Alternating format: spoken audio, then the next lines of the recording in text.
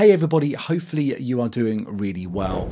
I'm going to start this particular episode in a slightly different way to how I've done anything previously, with a bit of an announcement. So if you've been a follower of my particular channel, you would have no doubt seen my 2024 Crash Course Season 1, which, if I'm honest with you, really pleased with the kind of the feedback and the engagement in that particular course. It felt like it was the right balance, certainly for more sort of foundation, more sort of newcomers to Flutter Flow, to kind of kickstart their learning journey. And at the end of that particular course, I thought, brilliant, there's going to be a good point in time where I'm going to want to create a Season 2. Now, that's what I did in 2024, certainly the mid part of 2024. I thought, okay, let's now create a Season 2. Let's kind of maybe sort of build on the skills that was learned in that particular season, and with maybe just building a mobile application, which is the one that you see on screen at the moment. But what I wanted to do is I wanted to keep this particular application pretty simple, but certainly provide some good sort of knowledge in terms of how you build these like independent kind of little Flutter Flow applications. This was kind of using like a local database. It was doing all your usual create, read, update, and delete operations. Now, as I moved through that particular series, I just noticed that the user engagement of that particular series just wasn't there. It was like the community wasn't really perhaps enjoying the content. It didn't really sort of hit all of the right buttons in terms of people kind of really sort of enjoying that particular content. Now, that could be for a number of different reasons, and we're all human at the end of the day. Sometimes that you set out on a particular route and it doesn't kind of play out how you would expect, and that's fine. But I think it's got me to a decision point where I'm kind of thinking, do I now invest more and more time in a particular course which isn't just connecting with people? And this would take me up to like 30 episodes, so it's quite a lot of investment of time, when I could be spending that time instead on more useful and more engaging content on my particular channel. A lot of kind of what you perhaps had seen previously if you've been a kind of a long-term sort of follower of my content. So that's the kind of the decision that I've come to, is to kind of finish the 2024 Season 2 course sort of now. But what I wanted to do is I wanted to take this opportunity to kind of sort of hand over the final project for you to explore on your own accord. And I'm going to use this time now to kind of walk through that project as a general, hopefully to provide a little bit more value in terms of kind of how the application was constructed. And then you can then explore at your own leisure and kind of hopefully pick out those bits that you can then apply in your own particular projects. So that's what we're going to do. And feel free to, of course, to provide comments, or if you're sort of not understanding anything at all in this particular project, please do leave the comments in the description, and I'm more than happy to then sort of cover those with you when they pop up. Or of course, pop over to the Digital Pros No Code Academy, which is the link is on the screen there, and I can give you more sort of direct support on your learning journey. So without further ado, let's get into the video and let's now walk through this particular project.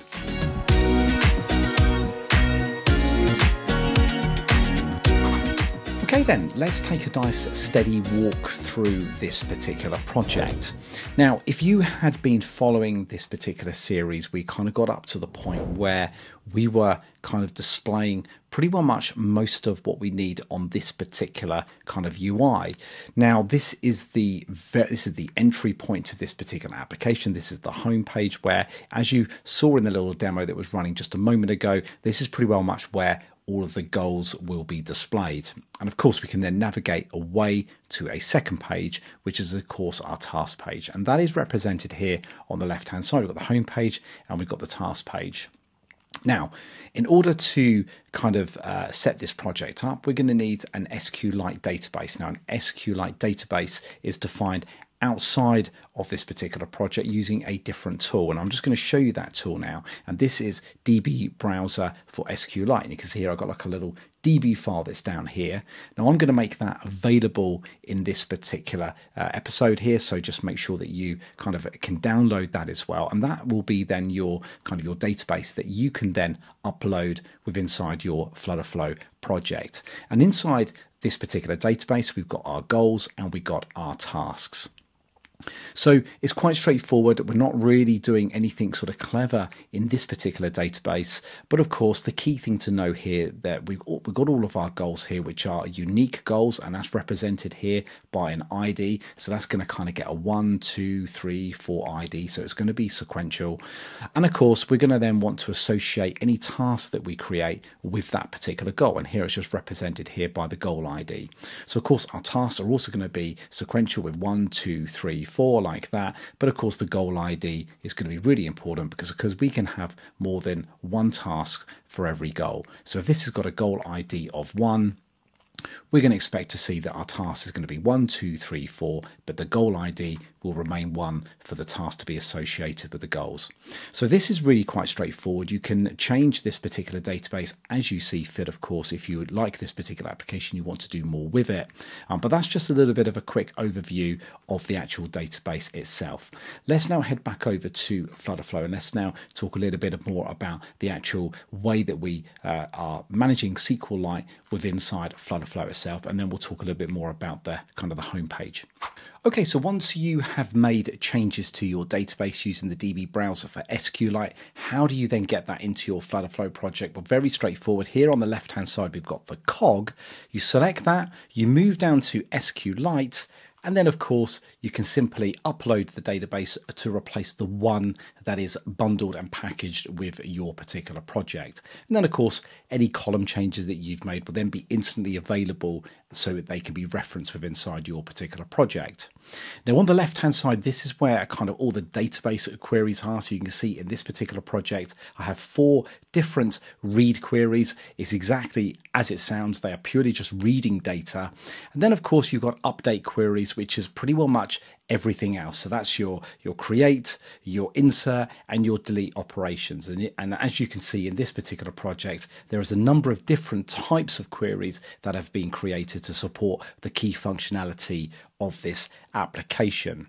So that's pretty well much SQLite settings. That's all that you need to know, I think, for the database side. Let's now head over back to the home page and let's look a little bit more on the user interface. So this particular application has 2 pages. We have the home page, which is the first one that gets displayed when the user fires up the application. And then we have the task page themselves, which is going to kind of be associated with the goal when the user sort of presses on the relevant goal within inside the home page. More on that in just a bit. Let's talk a little bit about the home page. Let's just expand this out here so we can kind of go a little bit more on screen. So you can see here, very quite straightforward with the home page here, that the kind of the main actions that are happening are within inside the goals list view. Now, of course, this is dynamic data, so we're going to pull this from the database, and here we have a list view that kind of supports that. If I just open that up here, you can see I've got the goals list view. You can see here this has got a backend query associated with it. That's what's represented by this little icon.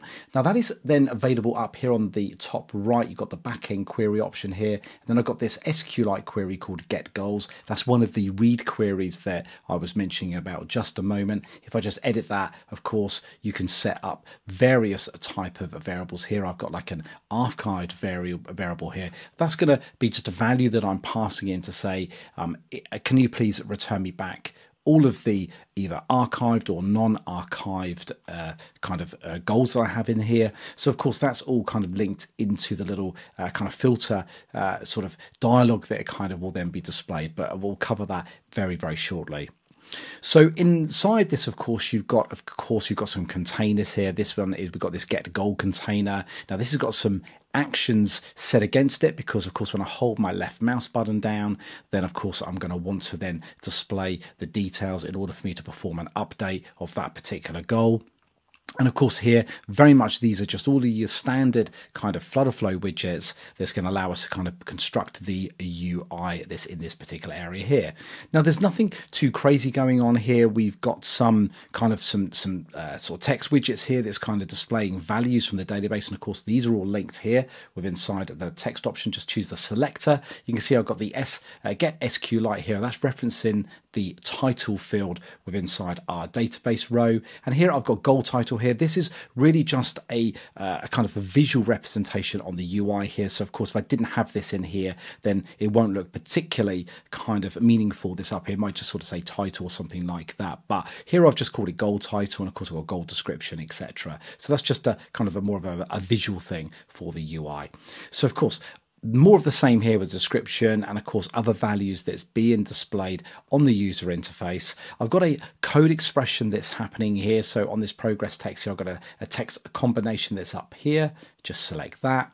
And you can see here that my first one is the kind of the code expression, where I'm kind of working out kind of the how many of the completed tasks have I done against the number of tasks that are available within inside that particular row. And here I'm just kind of doing this little bit of a calculation here to kind of display the relevant values of which is a percentage indicator within inside the user interface. And of course, I'm also doing a code expression on the actual progress bar itself. I need to work out again how many that I've actually completed against the number that are available. And again, it's a very, very similar code expression, just a slight variance there, but have a look at this. This is then providing the progress bar widget the value that it needs in order to show the progress indicator. Now, this one is really just mapped on to the values within inside the database, of course, on how many tasks that have been completed.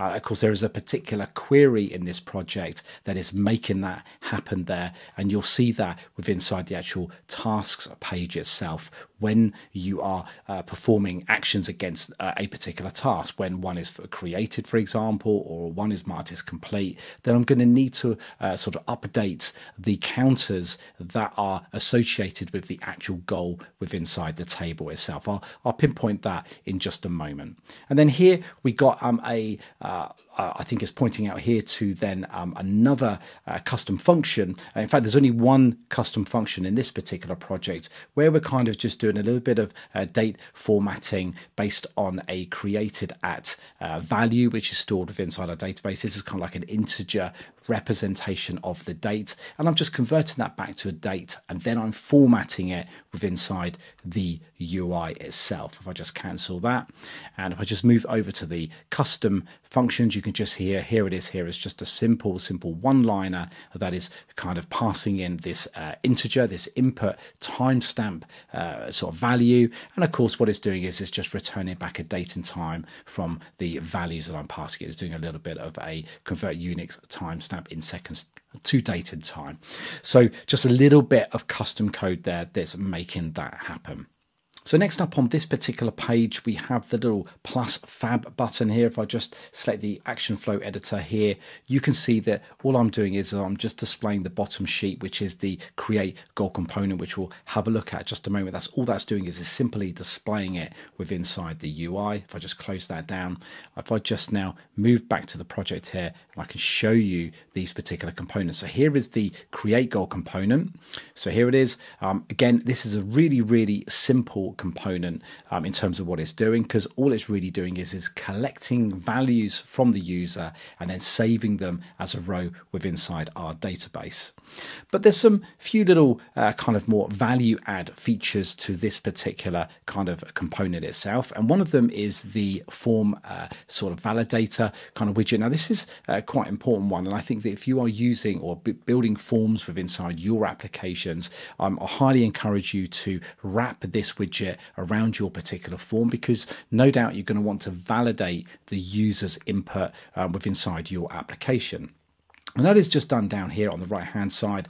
The form sort of widget here will actually pick up the text field widgets or other kind of form widgets here that is part of that form, and allow you to kind of set up some properties such as like the minimum amount of characters that's accepted or the maximum. And of course there's some validators that you can apply as well. I've got none in this particular application, but of course if I was keying in an email address, for example, I might want my form to validate that the email address that's been entered is correct, and you would do that by selecting the text validator and choosing email there.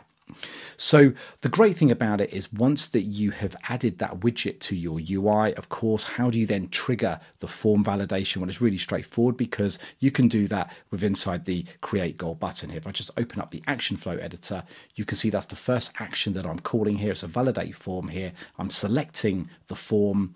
And of course, what I can do now is I can then make sure that in order for these actions to then continue, of course, I'm going to then want to make sure that my form validation has actually passed itself. And you can see here that I can actually terminate if the validation fails. If I take that off, that means that, of course, the form, regardless of whether it validates or not, will then carry out the following actions. But of course, here I want to validate it. I want to make sure I validate my form before I then carry on these next actions.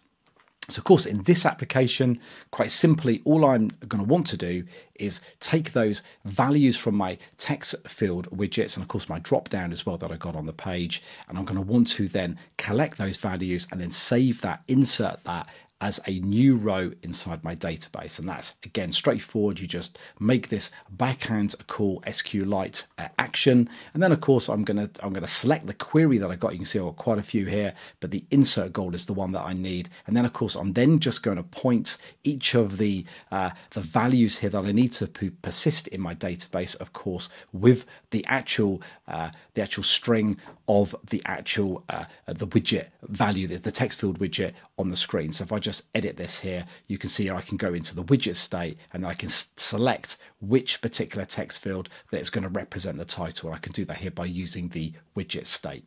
So I'll just close that down there. And of course, I'm doing the same for description. And of course, I'm just doing a date time conversion here. Just have a little explore of that. And you'll see how that's done. And status, then I'm just going to set the status of the widget state of the drop down. Again, I'm just going to go down here and you can see the widget straight here. I've got the goal status drop down. That's going to pull out the selected value. And of course, it's going to then apply that into that particular column. So it's as simple as that. And then the final one, of course, is then going to dismiss that particular kind of bottom bar kind of dialogue that gets displayed on the user interface. So I'm just going to close that down. So that is pretty well much it working. I've created some other reusable components here, like this bottom bar top kind of divider component. Again, I'm promoting good kind of reusability to a general degree in this particular application, and that's what that bottom bar top divider is doing. It's allowing me to use that again across my project, and that means I can just come into one place here, make a change, and that will then be applied across my application. And what I've also done is I've created one called bottom bar heading component. Again, I'm going to want to reuse this because this is going to be the same for all of the kind of the bottom bars that get displayed. And here I've got a property here of my component called title, and here I've just given it a name of create goal. And of course, that's going to be different throughout this particular project. So that is pretty well much it for the create goal component. That's going to allow us to then insert those particular values into our database.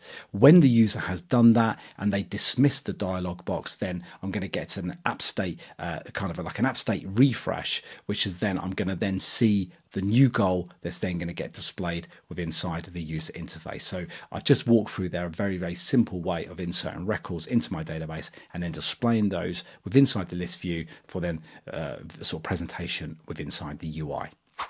Okay, so in this particular sample application, let's talk about navigating from one page to the other. But one really important part, of course, is how do we carry parameters from one page to the other for then use on the other page. So in the context of this application, we're going to want to keep track of the goal that has been selected with inside the home page, and we're going to want to use the ID of that particular goal on the task page itself, because we're going to want to kind of pass that around. We're going to want to associate any more tasks with that particular goal, but of course we need to tell that page what goal we have selected.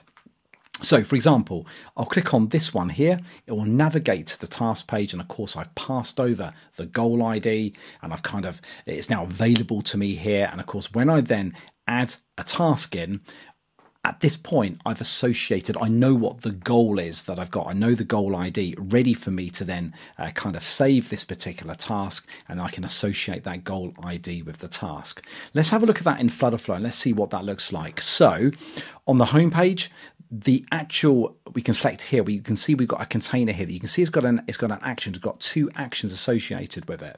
If I open up this, you'll see here now we've got like an on long press and we've got an on tap. Now the on long press will show the bottom bar and it will show the update of that particular goal. But of course we're just tapping. We're going to want to move over to that task page. Now what I can do is I've got this navigate action. And you can see here that it's got task page that's associated with this particular action because it's selected here. And you can see here that what I've done is I've got a parameter called goal ID already set on this particular page. And that allows me to pass in that goal ID. You can see that it's just represented just here. And if I select that, you can see that I'm pulling this from the particular row that we've got. I'm passing in that particular ID itself. So if this was the first record, it would be a value of 1. That's what I would have here like that. And of course, I'm going to pass that number 1 to then the task page itself. So then on the task page, how do we then see that? What do we see with inside Flutterflow? So if I close there and I move over to the task page, you can see here I've got this page parameter of goal ID. This is the one that you just saw just a moment ago. So I'm passing that value over to this particular page. This particular page will then be then sort of executed and it's in view, and then I've got something very available to me right at the very beginning. Now what do I do here? So if I go to the very top, this is the first kind of action that I've got associated with this particular page. So when this page loads, I'm going to want to carry out a series of actions. So if I move over to the action flow editor of task page like that, you can see the very first thing that I'm doing is I'm saying, right, okay, let's execute the get goal SQLite query. I'm going to pass in a variable or ID, and I'm passing in the goal ID. This is the goal ID that has come from the parameter of this actually of the page, and you can edit that here, and you can see here I've got page parameters. It's the only parameter that I've got available. So that's kind of how I'm collecting that information that is then passed over. Now, of course, what's happening here is I'm making that database request. I'm getting a goal returned here. You can see what this action output variable is. I'm saying, right, return me back to that row. And that row is going to be a task goal. And then what I'm doing is here is I'm taking the output value that's come back. And then what I'm doing is I'm saving that as a page state variable on the page. So I'm going to kind of keep track of it on that particular page. Now, of course, if I destroy that page and come away from that page, then that value that I've saved there is going to be lost. But chances are, when I move away from that particular page, I don't want it anyway. So it's a good way to kind of like, you know, destroy values or variables that are being defined on pages when you don't actually need them anymore. So how is this page state variable defined? Well, if you've been using Flutterflow for a while, you'll know that it's in the particular page itself. Over on the right hand side here, you can see that this particular kind of state variable is called goal, and it's of type SQLite row. So I'm going to get that row from my SQLite database, and I'm going to sort of persist that inside that particular variable called goal, and the two will match up because they match that particular type because they're SQLite row.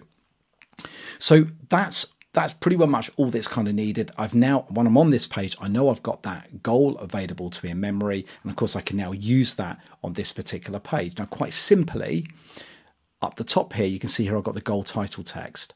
So you can see here that this is kind of sort of linked to then the actual title from my actual database row. So I've got the goal, I'm pulling that out, and you can see I'm using the page state variable. I'm grabbing the title. So that at least allows me to kind of associate a title with my particular page. And of course, I've then got a further query here that is then returning me back all of the tasks from my database. Now, if I move over to the back-end query of this and edit get task, you can see here I've got another query called get task. If I edit that, you can see that I'm passing in then the goal ID. This is a variable that's associated with my query, and I'm simply just passing in the goal ID. And you can see here that it's coming from the parameter again that I passed in. I'm getting hold of the value here, and of course that allows me then to return back all of the goals inside this particular list view that is then associated with that particular goal. So that's pretty simple like that. Let's just have a quick hop over to then the get task here, SQLite query. Let's have a quick look there. So if I go to the SQL query, we want to go to the read query here, and you can see I've got this one called get task, and this is that variable that's defined. I've defined a variable here called goal ID, and you can see here quite simply I'm saying return me back all of the tasks where the goal ID matches the variable value here, and of course I'm just ordering by the ID in ascending order. So of course the oldest one's always going to be at the top with the newer ones at the bottom, but of course I could just change that to DESC like that for descending order, which means that the newest one will always be at the top. So I'm just going to put that back to ascending order. And of course I'm then saying, okay, well I'm going to bring back all of the tasks and just return me back the title, the description, the ID and the complete status of a particular task that I can then use as an output from this particular query. And of course if I go back over to then this particular page here, these are the values that get displayed within each of the containers that is on this particular task list view itself. So I do encourage you to kind of explore kind of like the widget tree here, because I've got some kind of conditional builders. I'm kind of making decisions over whether I put strike throughs through and all this kind of stuff, depending on the task kind of completion status. Just adds a little bit more of a visual look to when users sort of complete tasks. So I do explore you to have a look at these. It's quite straightforward, but it's all to do with these kind of conditional visibilities that are set. If I just select that one there on the conditional builder, you can see here I'm saying if a particular task is completed, then show this particular row. Otherwise, if it's not, show this particular row here. And of course, this is then just showing kind of different kind of look and feel kind of widgets based on whether something is complete or not. And of course, you can see here that each goal is then associated with then a action. You can see here I've got this one called update task component. Just select that, and you can see here that all I'm simply doing is then displaying a bottom sheet, which will then allow me to then update the goal. But of course I need to know, sorry, the task. I then need to work out, okay, well, what do I need to pass in? Well, in order for me to update a particular task, I'm passing in the ID here. I'm passing in a goal ID, actually. Can't quite remember why I'm passing in goal ID here, actually, because, of course, we're just really all we are simply doing is updating the task that's already associated with a goal. So I could probably actually remove that here. I'm not sure why I need to do that. So that's something that's just a little cleanup in this particular project. But the key thing is I'm passing in the ID of the task into that kind of update task component. And of course the update task component is just here. So again, nothing special going on here.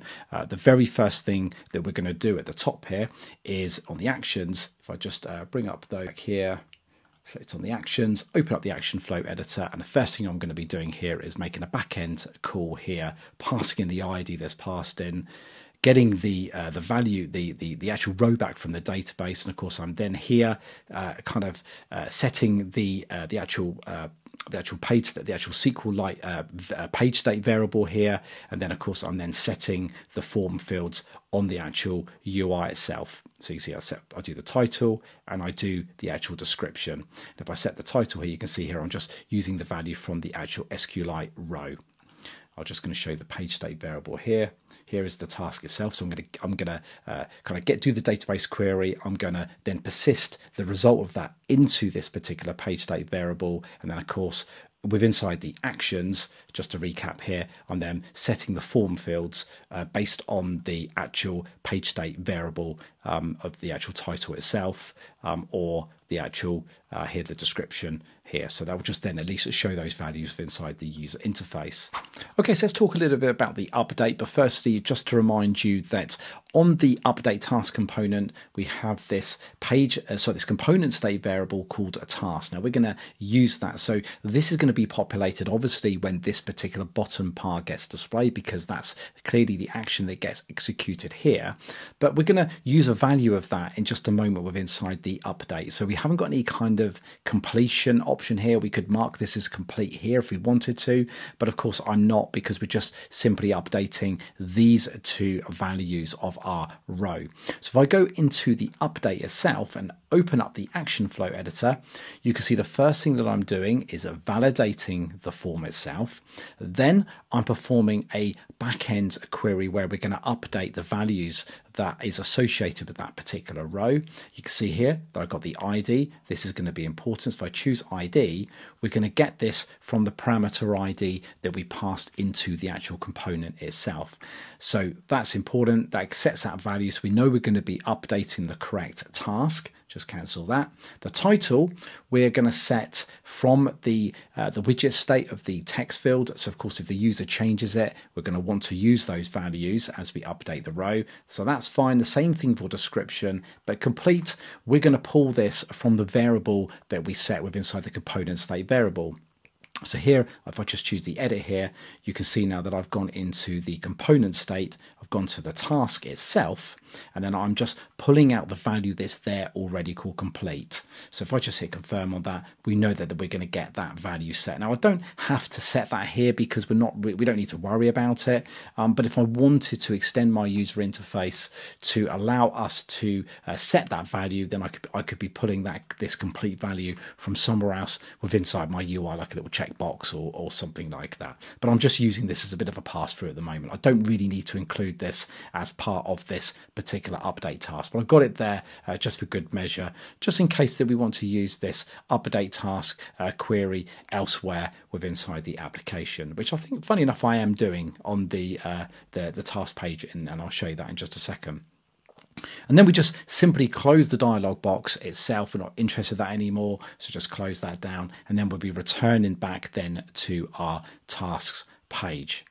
Okay, so let's talk very briefly about the delete task, because that's a little bit more complex than the update. And let me explain what is going on. So if I just choose the delete task button, open up the action flow editor. Now the first action here is really simple. We're just going to delete the task, right? So we just want it to be removed from our database. And of course, we're just using the ID here of the task and just removing that from our database. But of course, within inside our goals itself, we're tracking the number of tasks, and we're also tracking the number of completed tasks. So we're going to want to make sure that those values are reflected and updated within the actual goal itself. So the first thing that we're going to do here is we're going to reduce the goal task count by 1. So of course, if we're deleting a task, we're going to want to remove a task from our actual goal count. So quite simply, we're making a call here that simply all that it does is it decrements the number of tasks by 1. Really straightforward. Have a look at the SQLite query with inside the cog there, just to kind of give you an idea of what's going on there. But here we need to kind of work out, well, is our task completed? If this is a completed task, we need to also keep our number of completed tasks in check as well. Now, without this, it means our numbering is going to become out of step with each other. So if it's a completed task, we also need to decrement the number of completed tasks with inside our goal. So again, I'm just simply calling out to an SQLite query, which is going to do that decrement for me on the actual goal itself. And again, have a look at the queries, because it does make quite a lot of sense when you look at it. It's very, very simple to understand. It's just simply just reducing the count by 1.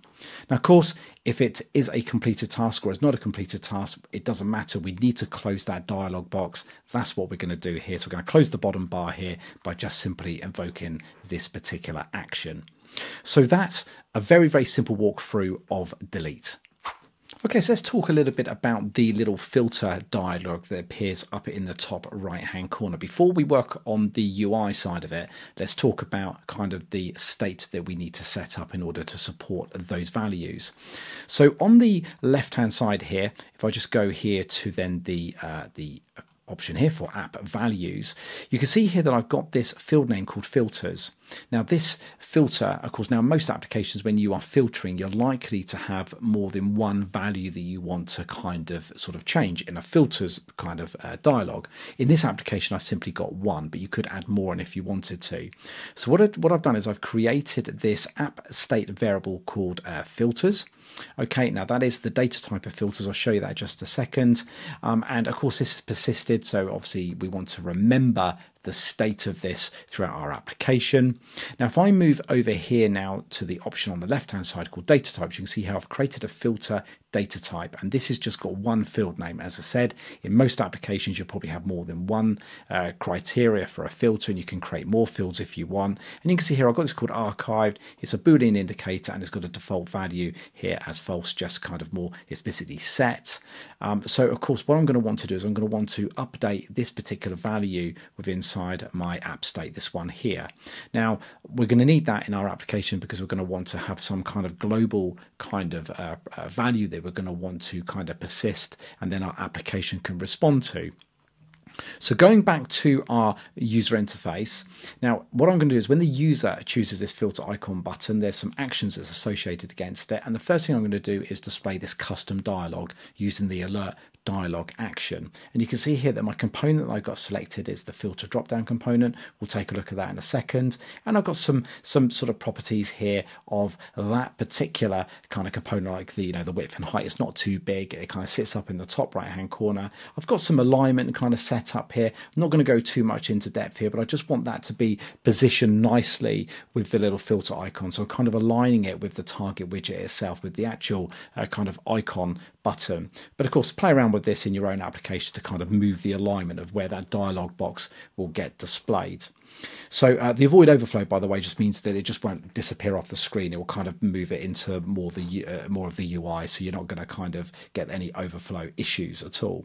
So that's pretty well much it. And of course, what I'm doing is here, when the dialog gets closed, that I'm just forcing an application kind of a state kind of refresh here. So I'm just going to rebuild it. I don't need to set any values here, but it's just going to kind of just rebuild the UI. So of course, my list view that I've got on the home page there will respond to the actual filter change itself. So simply calling an update app state here will do just exactly that. So if I close that down here, let's have a look here then what is going on with inside the filter drop down component. So here it is, really simple component here. It's got a container here, got a little bit of an animation going on here. If I just preview that, sort of drops down from the top there. Nothing too complex about that. But if we move on to the actual where the meat of the bones is, simply this particular action will just simply invoke one action here. It will just close the dialog, so we'll get it off of the UI, and then of course we then got the little checkbox here, which is going to kind of change the state of that kind of filters kind of value. So let's have a look. If I open up the action flow editor, you can see I've just got one simple here called update app state, and I've got this in both on toggled on and on toggled off. So we're going to want to make sure we set that to be true or false. So when it's toggled on, we're then going to go to update app state. We're going to select filters, and we're going to want to update the actual filter itself. So of course this is on toggled on, so we're going to want to make sure it's set as true. I'm doing the complete reverse here on toggled off here. Let's see that, and you can see that I'm setting it to false. So we're setting that that Boolean archive indicator on our filters variable within inside the app state. And once that is set, of course, we're going to want the UI to respond. Just close that. Now, what will happen is when I close this particular dialog down, we're going to get that app state refresh. If I go back to the actual goals, to the actual homepage here, and go to the goals list view, you can see if I edit the get goals query, you can see I've got this archived variable. So this is where I'm now pulling that out here. So you can see that if the actual filter, the archive indicator is set as true, then I'm setting the value of 1. So I'm saying so all of my goals, when they're archived, we set them to a value of 1. And so this is allowing me to filter down on that. So if it's true for archived, then I'm going to just do a query to say bring me back all of the goals which have got a value of 1 set against the archived column inside the database. Otherwise, just do 0 to indicate that it's not currently archived. If I just cancel that. And how do I, of course, get these to be archived? Well, if you look in the update goal component, you can see I've got this little Boolean indicator here. This will just simply, on the update, allow me to then set that to either 0 or 1. If I check it, it's going to be 1, and then that allow me to then filter out the actual goals themselves. So that is pretty well much, I think, the application. There's probably just one final little bit to tell you about, and that is on the actual home page itself. So if I just move down here, let's just collapse all of this here. So we've got this conditional builder here, and I've got, if this is the first run of, if this is not the first run of the application, then I'm going to want to display all of the goals. But of course, if it is the first run, then I'm going to want to show the actual get started container. So if I just select the conditional builder and I just take that off here, you can see we've got this big start button that's going to kind of pulsate on the screen. So I'm just checking to see, am I running this application for the first time? So if that is the case, then this pulsating kind of start button will play out. And of course, you can see here I've got like an animation that's set up here on the trigger. So let's have a look here. In fact, it's just not there. Let's expand this out here. Sorry, not that one there. Let's get this right. Move down here, get the right place. There is my start. If I go to the animations, and of course I've got this animation going on here. If I just preview that, you can see here that that's playing out like that. And of course that's just going to loop the animation, just sort of pulsating in and out. So it's really, again, quite straightforward there in terms of that little pulsating. Of course, when I hit start, then all this is going to simply do is then if I just go to the actual action itself. So if I just is this get started container, there's this whopping great containers around it. If I just hit the here and hit the open, you can see that it's updating the app state to say the first run is now false. And of course, I'm then showing the bottom sheet for the first time, which allows me to create the goal for the very, very first time. So hopefully that is well understood, and I've not learned to speak too fast through this particular run through, and hopefully you understand it. But that is pretty well much the application, and I obviously encourage you to explore this for yourself and kind of get used to its functionality. But hopefully you found that useful. I'm sorry if you've been following this particular series and we've not gone right through to the end, but I'm hoping there's enough material here for you to kind of digest and get used to kind of how this application has played out to the end, and hopefully there's some value there for you to get started.